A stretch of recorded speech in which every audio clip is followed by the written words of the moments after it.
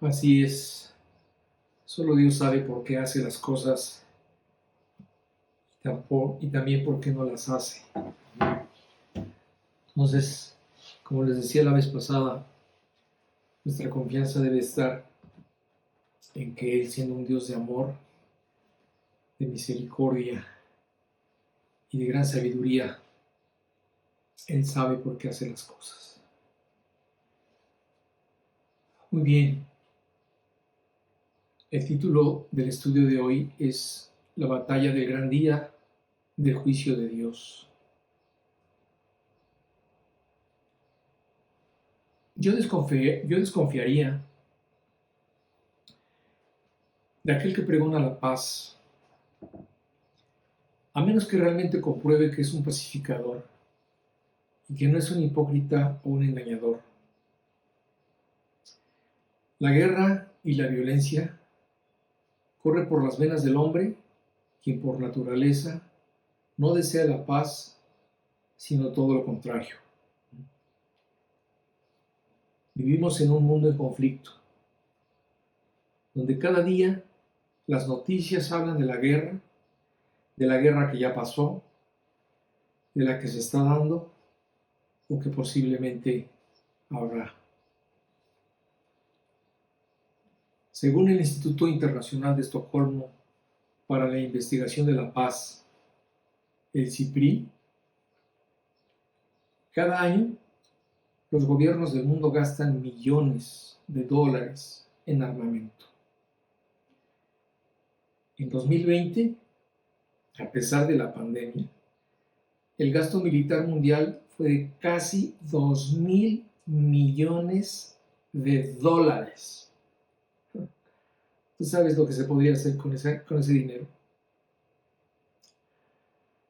Los 5 mayores proveedores de armas del 2016 al 2020 fueron USA, Estados Unidos, ¿verdad? Rusia, Francia, Alemania y China. Ellos representaron el 76% del volumen de las exportaciones.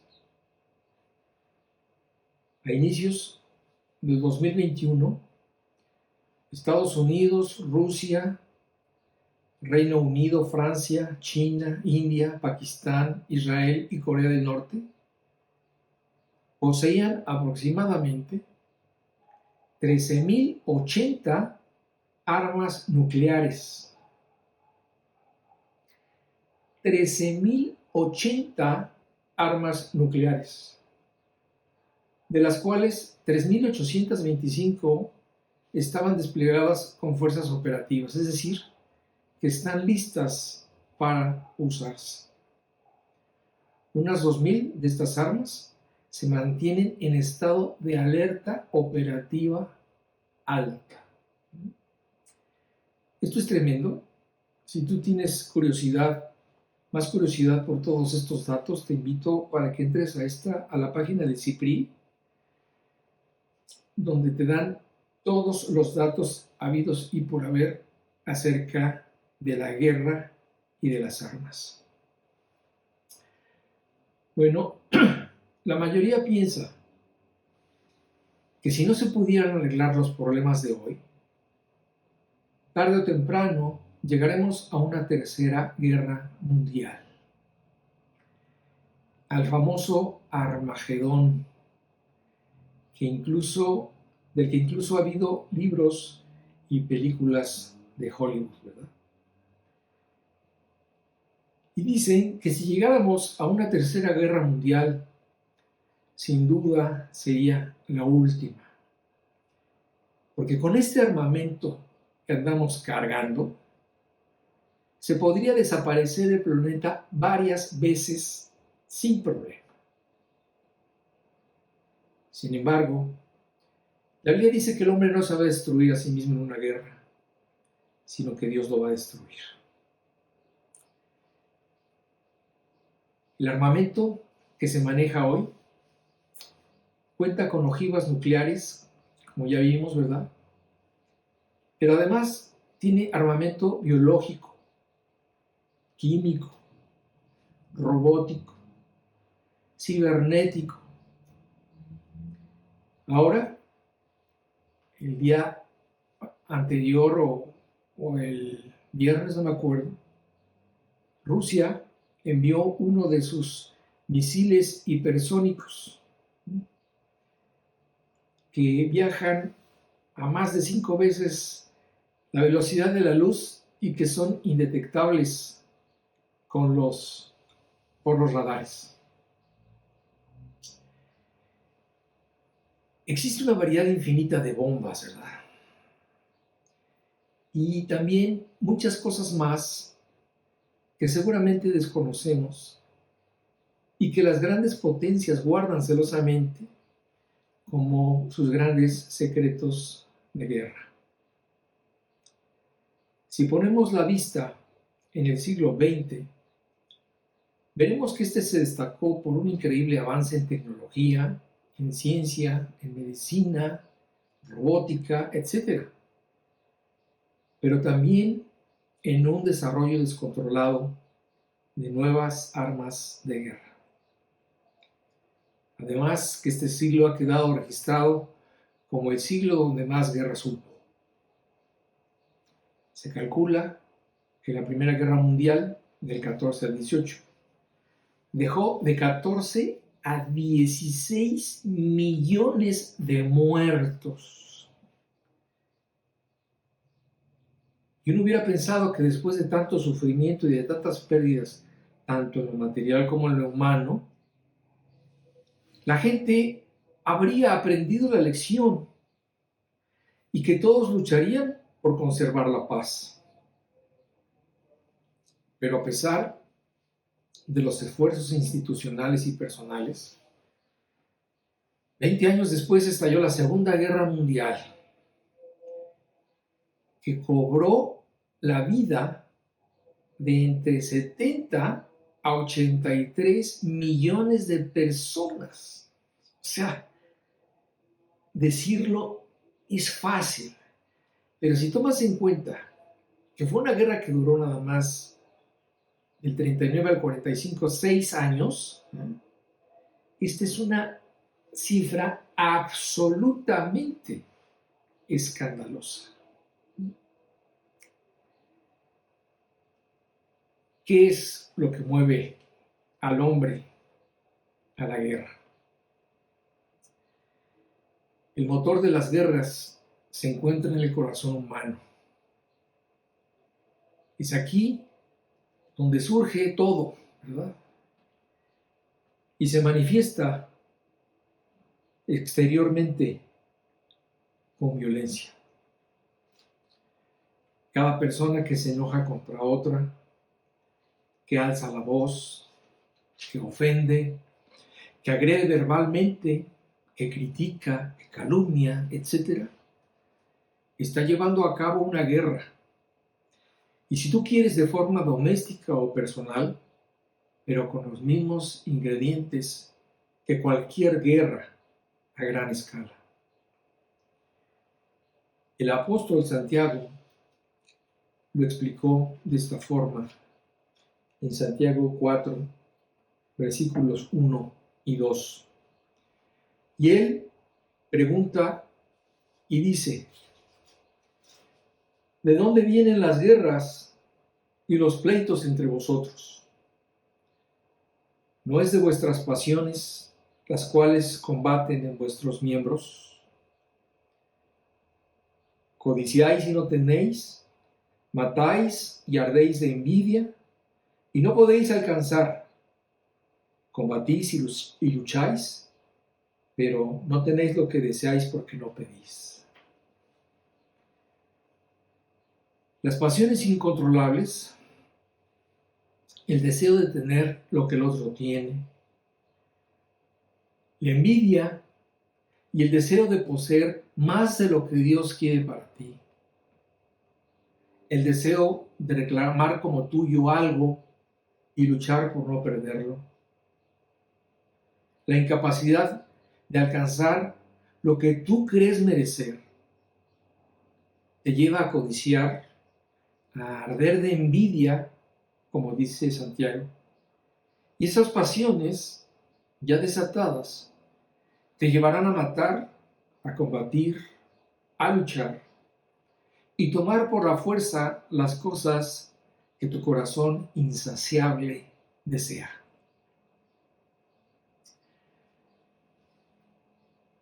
Cuando toda esta ira y malos deseos encuentran salida,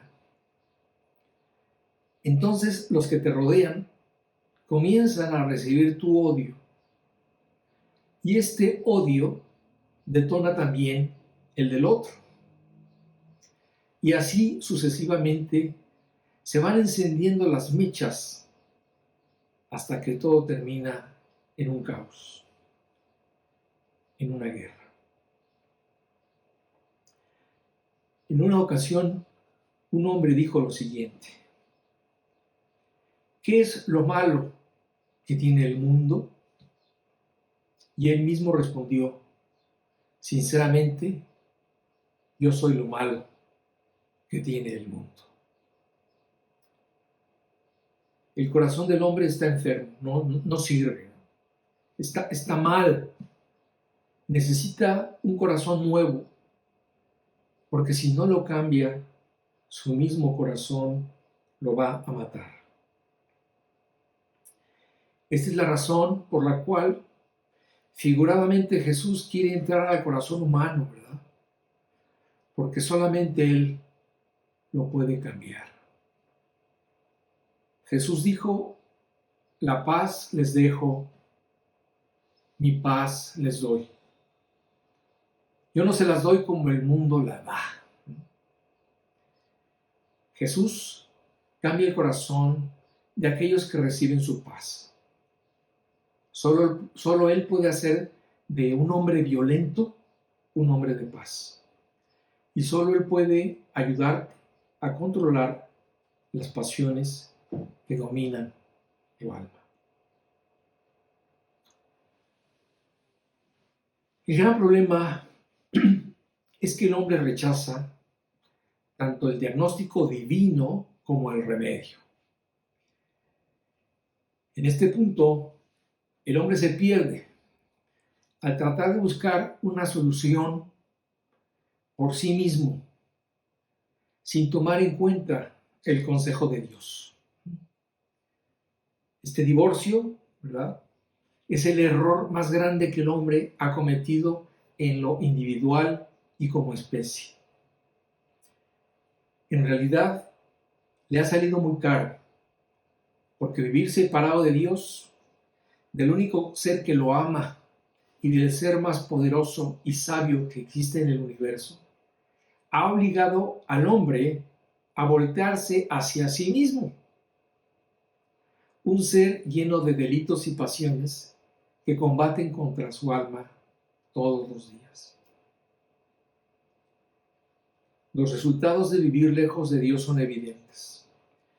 Lo vemos reflejado en una sociedad enferma, sin defensa contra valores e ideologías aberrantes que se le quieren imponer, con una moralidad que pretende modernizarse y lo único que está consiguiendo es retroceder, envilecerse y volverse cada vez más cínica y descarada. Todo este mal social se ha ido acumulando a través de los años y sin duda se encamina de forma imparable al escenario de lo que será la sociedad antes de desaparecer. El contexto del comienzo del fin será cuando el hombre se encuentre tan acorralado por sus propias decisiones que ya no sepa por dónde seguir. Y en ese estado será muy fácil aceptar y ceder el control a alguien que le ofrezca una solución para todos sus males, económicos, morales, sociales, bélicos, etc. Ecológicos también, ¿verdad? Este hombre es quien la Biblia llama el anticristo, quien ciertamente dará paz y seguridad al mundo, pero solo mientras maquina sus verdaderas intenciones. Hoy en día, como muchas veces antes, el centro del conflicto se encuentra en Medio Oriente, ¿verdad? Creo que la mayor parte de los conflictos de los últimos tiempos han ocurrido ahí. Es esa zona la que está sentenciada a ser el punto desestabilizador de la paz mundial, porque en ella se encuentra la tierra de Israel, la nación conocida como el ombligo del mundo y como el centro de todos los eventos proféticos. Por lo mismo, una nación odiada y amada por muchos, codiciada por sus vecinos y atacada desde que surgió como una nación el 14 de mayo de 1948. Sin duda, cuando se cumpla el tiempo de la aparición del anticristo, el conflicto entre árabes e israelitas será una de las primeras cosas que tendrá que arreglar este personaje. Y sí lo hará. Él conseguirá hacer la paz entre ellos, algo que nadie jamás pudo conseguir en la historia. Y sin duda, esto le dará muchos créditos a su favor. Este hombre hará un pacto con Israel por 7 años, un pacto de paz y seguridad, que ciertamente suscitará la paz con sus acérrimos enemigos y promoverá la construcción del tercer templo judío, lo cual les permitirá volver a efectuar todos sus sacrificios y ritos del pasado, ¿verdad? Pero también el hecho de darle entrada al anticristo dará comienzo a 7 años de juicio, que la Biblia le llama tiempo de tribulación. Al principio, desde luego, pues habrá toda esta paz que el mundo había deseado por tanto tiempo.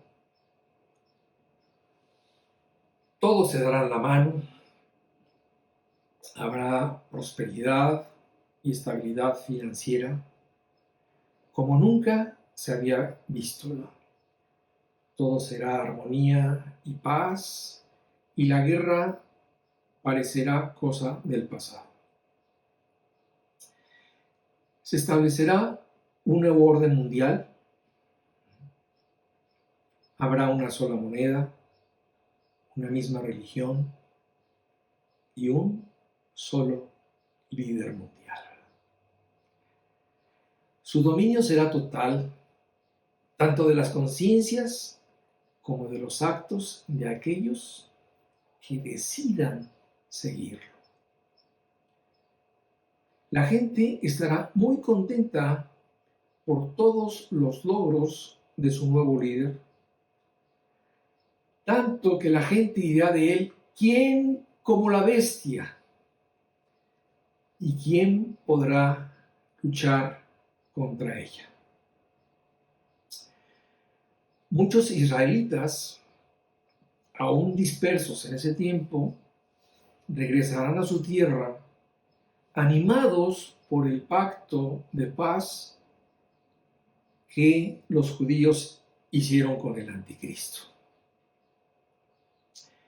Como les decía, Israel será el centro de la acción durante este tiempo, aunque todas las cosas que habrá tendrán una repercusión en todo el mundo.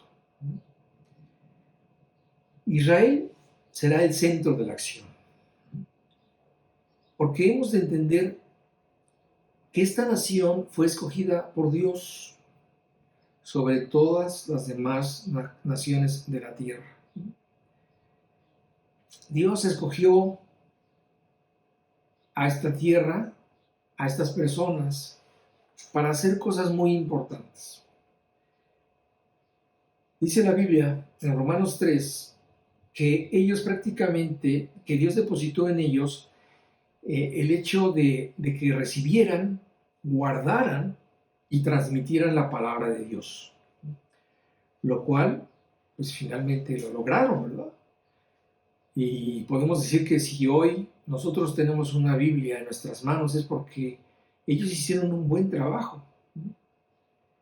Y finalmente pudieron lograr precisamente recibir, guardar y transmitir la palabra de Dios que ahora tenemos con nosotros. Entonces, desde el principio, esta nación fue adoptada por Dios como un pueblo especial. A través de ellos, nos cuenta Pablo en el capítulo 9 del libro de Romanos, a través de ellos Dios manifestó su gloria, ¿verdad? Manifestó sus pactos, la ley, el culto y las promesas de quienes son los patriarcas, ¿verdad? Y algo muy importante, y de los cuales, según la carne, vino Cristo. Entonces, Cristo fue judío, así que Dios escogió que dentro de esta raza, dentro de esta etnia, viniera Cristo. Como dice Pablo, el cual es Dios sobre todas las cosas.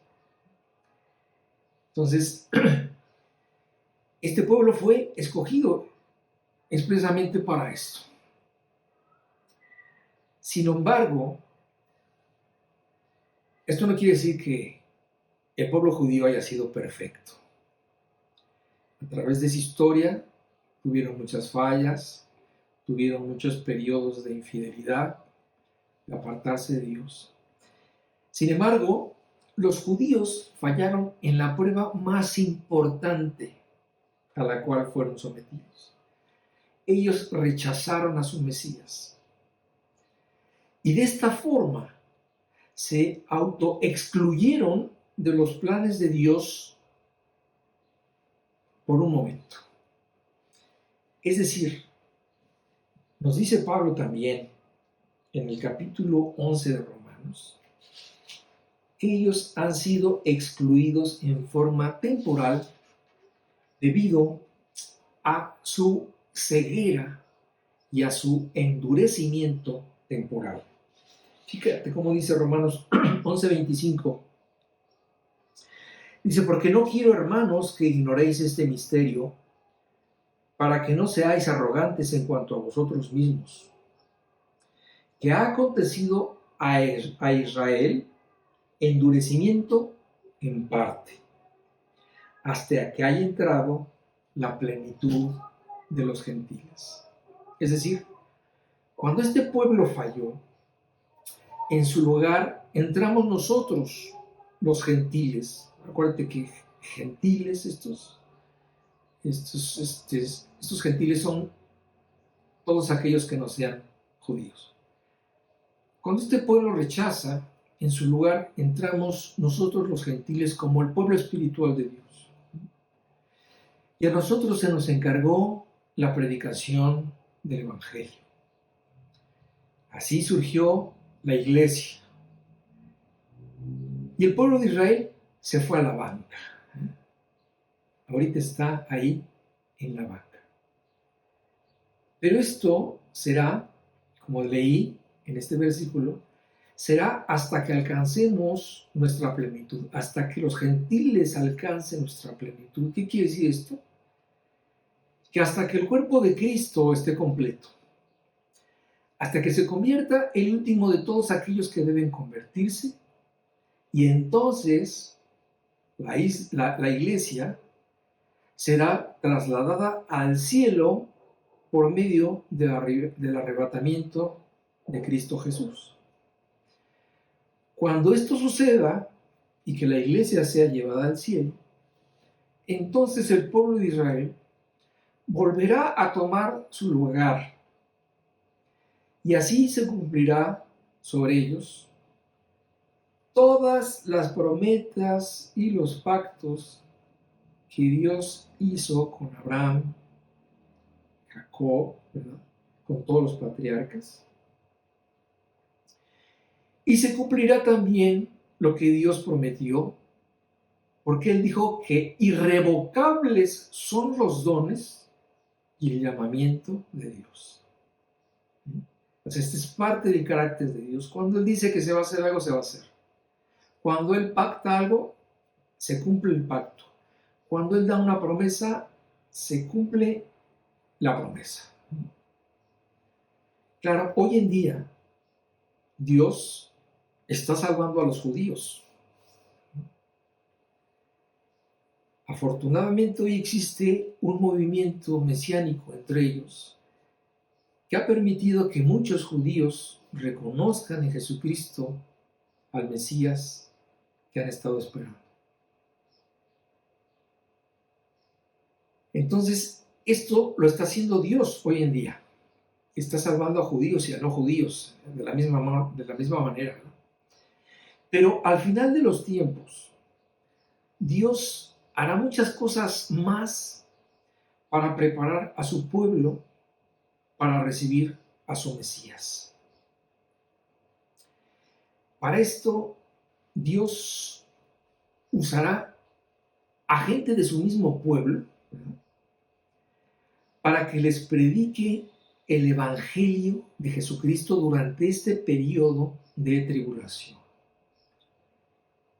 La iglesia es arrebatada y después comienza un periodo de 7 años de tribulación.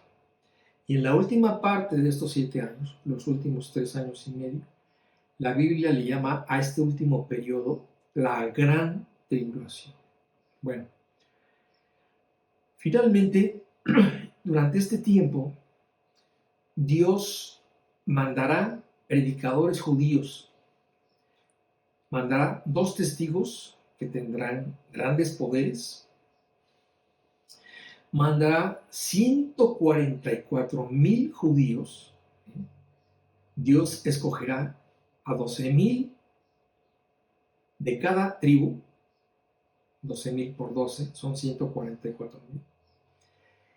Y junto con estos testigos y junto con estos 144,000 judíos, se encargarán de predicar el Evangelio por todo el mundo con gran poder y con un gran cuidado de parte de Dios. Entonces, esto hará que precisamente los judíos de ese momento escuchen como nunca el Evangelio de Dios. Fíjate cómo lo dice, y de hecho esto ya lo estudiamos cuando estudiamos Mateo 24. Dice Mateo 24:14 lo siguiente: y será predicado este Evangelio del reino en todo el mundo, para testimonio a todas las naciones, y entonces vendrá el fin. En un momento dado, Dios permitirá que Satanás sea arrojado a la tierra para que comience el juicio sobre su pueblo. Mira cómo lo dice en Apocalipsis 12:13. Dice lo siguiente: y cuando vio el dragón, acuérdense, es un sinónimo de Satanás, la serpiente antigua. Y cuando vio el dragón que había sido arrojado a la tierra, persiguió a la mujer que había dado a luz al hijo varón. Esta mujer, como también se desarrolla en el capítulo 20 de Apocalipsis, esta mujer es Israel, el pueblo odiado por Satanás, quien siempre ha querido destruir y que en los tiempos finales seguirá tratando de matar a esta mujer que dio a luz un hijo. Para entonces el anticristo exigirá marcar a los que estén de su lado. Obviamente, los creyentes, las personas que vayan conociendo a Dios en esos tiempos de angustia de Jacob, como lo llama la Biblia, se van a oponer a todo esto y rechazarán la marca de la bestia y a este personaje porque querrán mantener su fe en Cristo. Pero será un tiempo de gran sufrimiento y persecución, porque al no tener la marca de la bestia, no podrán comprar comida, no podrán vender nada para hacerse de recursos, no tendrán trabajo, serán discriminados, luego perseguidos y finalmente aniquilados. Entonces, imagínate, la situación de allí será particularmente difícil y caótica, porque precisamente será el precedente del fin. En estos momentos, como los que estamos pues pasando ahora con esto de Rusia y de Ucrania, ¿no? Estas cosas nos llevan a los estudiantes de la Biblia a recordar las cosas que están profetizadas y que sucederán sin que nadie las pueda tener.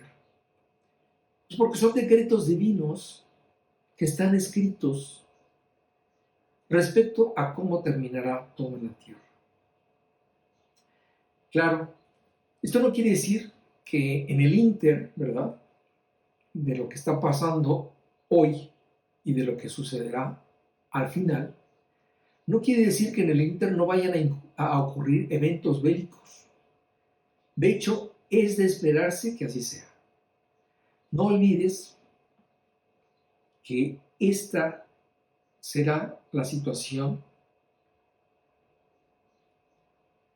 en estos tiempos y hasta el final. Habrá guerras y grandes calamidades. ¿Por qué? Porque Jesús dijo que esto sería parte de la situación en la que estaría la humanidad en esta tierra siempre. Pero ninguna de estas es la batalla final. Mira cómo le dijo también Jesús en Mateo 24:6. Dijo, y oiréis de guerras y rumores de guerras. Mirad que no os turbéis, porque es necesario que todo esto acontezca, pero aún no es el fin. Es decir, esto lo vieron los discípulos, lo han visto todas las personas a través de la historia y lo estamos viendo nosotros, pero esto no quiere decir que sea el fin, sino el comienzo del fin. En un momento dado, el anticristo, el falso profeta y Satanás, por medio de demonios, azuzarán a las naciones para que en un momento dado vayan contra Palestina, a lo que será así la batalla final, con la intención de dar un golpe fatal a Israel y desaparecerlo de la faz de la tierra. Fíjate cómo dice Apocalipsis 16:12. El sexto ángel derramó su copa sobre el gran río Éufrates, y el agua de éste se secó para que estuviese preparado el camino a los reyes del oriente. Entonces, aquí vemos que comienza una instigación por parte de Satanás para que acudan todos los ejércitos de la tierra a congregarse a este lugar, como lo dice también en Apocalipsis 16:14. Dice, pues son espíritus de demonios que hacen señales y van a los reyes de la tierra en todo el mundo para reunirlos a la batalla de aquel gran día del Dios Todopoderoso. Es decir, aquí vemos que hay una intervención satánica que va a hacer señales y va a convencer a los reyes de la tierra en todo el mundo para reunirlos a la batalla de aquel gran día del Dios Todopoderoso.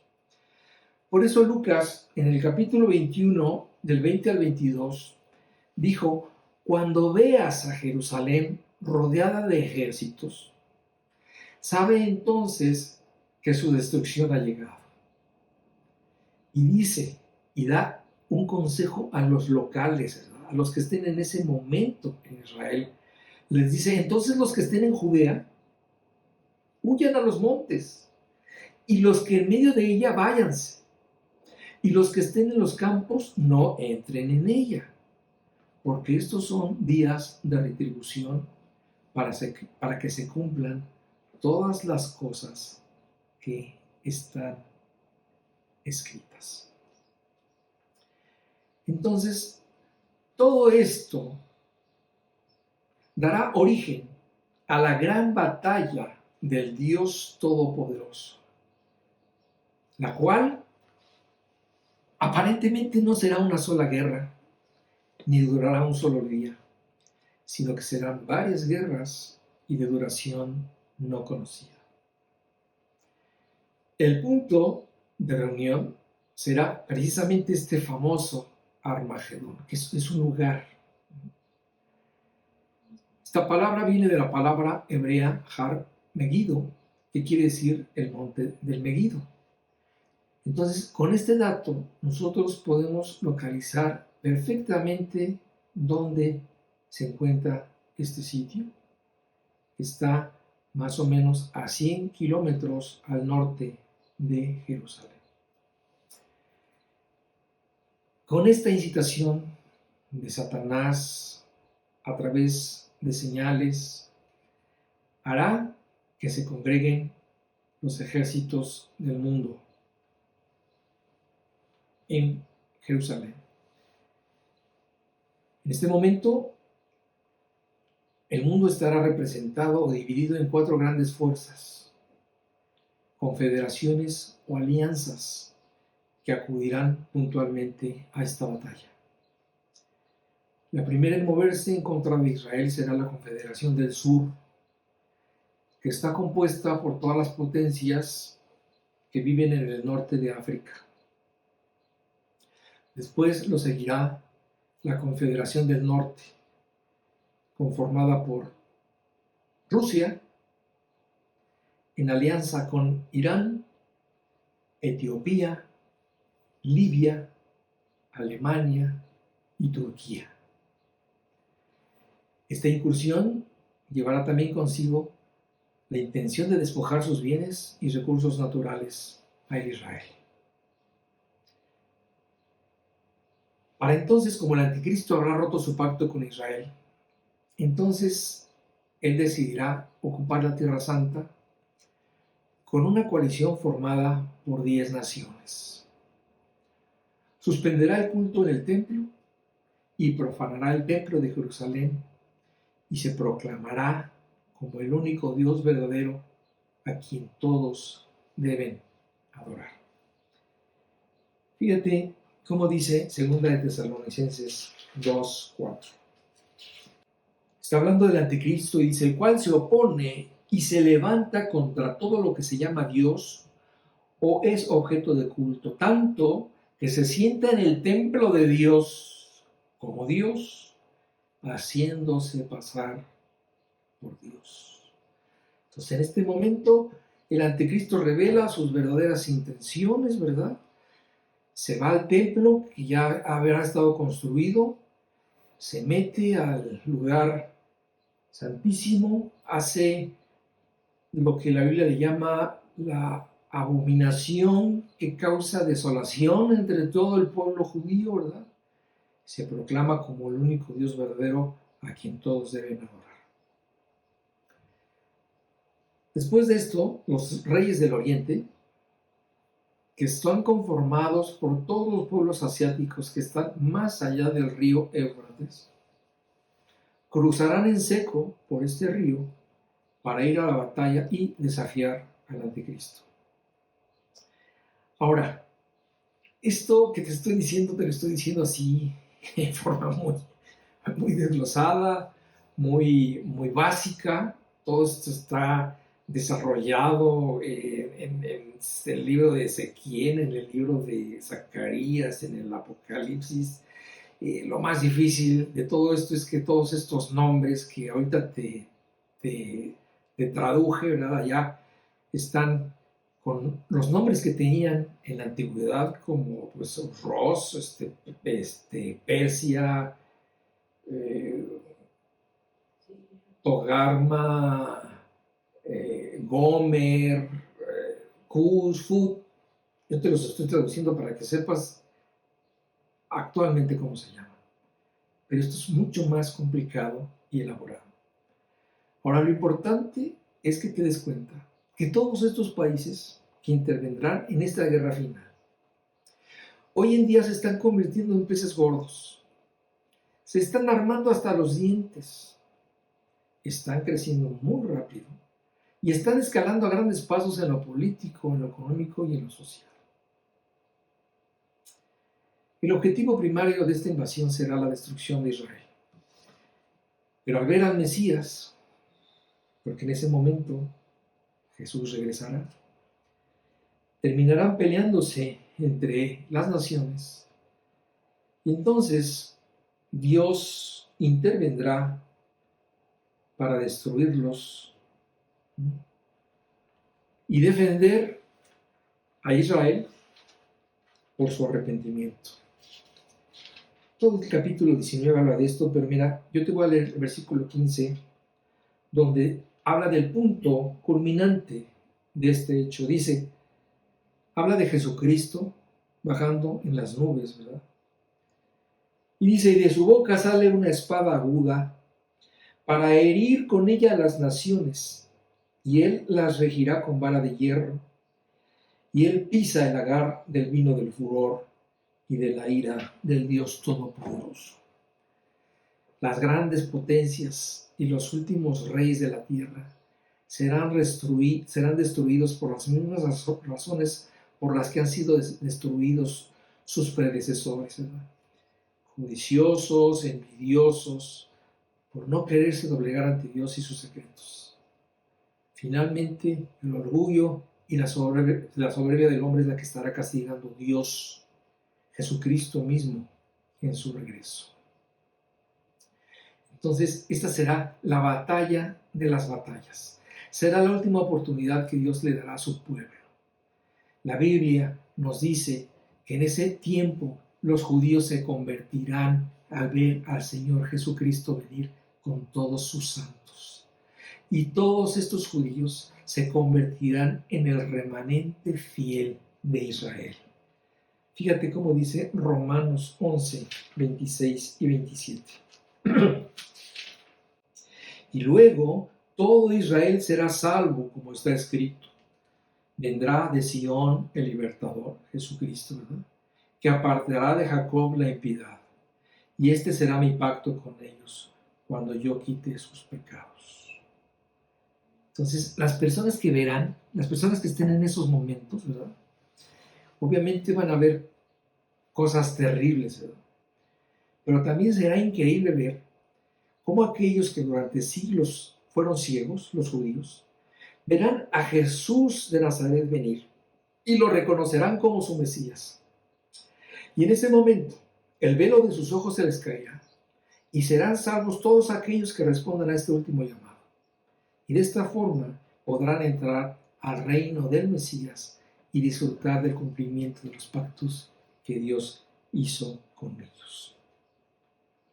Fíjate cómo lo dice el profeta Zacarías en el capítulo 12, versículos 10 al 14. Dice así: y derramaré sobre la casa de David y sobre los moradores de Jerusalén espíritu de gracia y de oración, y mirarán a mí, a quien traspasaron, y llorarán como se llora por hijo unigénito, afligiéndose por él como quien se aflige por el primogénito.